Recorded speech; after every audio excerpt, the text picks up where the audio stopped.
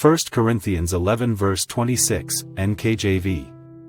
For as often as you eat this bread and drink this cup, you proclaim the Lord's death till he comes.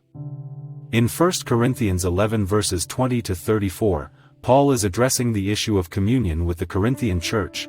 In the first century church, think of communion as more of a large meal, specifically that there were some among them who were getting drunk and eating to excess. Verse 21.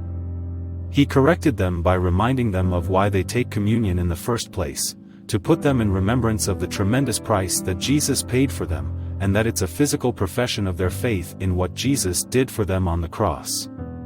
For you today, it has the same purpose.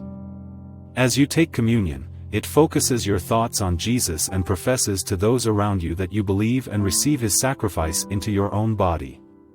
Communion is a powerful act in the life of the believer. There is no power in the elements of wine and bread themselves, but the benefit comes when your faith is stirred as you remember the sacrifice Jesus made for you. His body was broken for your healing, and the new covenant was ushered in through the shedding of his blood. Verse 25. The power is not in the ritual, but in the remembering. You don't have to wait for a church service to take communion. You can do it wherever you are and as often as you'd like.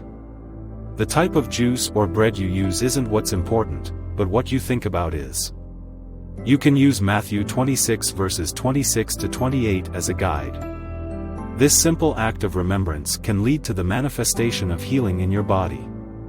Starting today, make communion a regular practice in your life.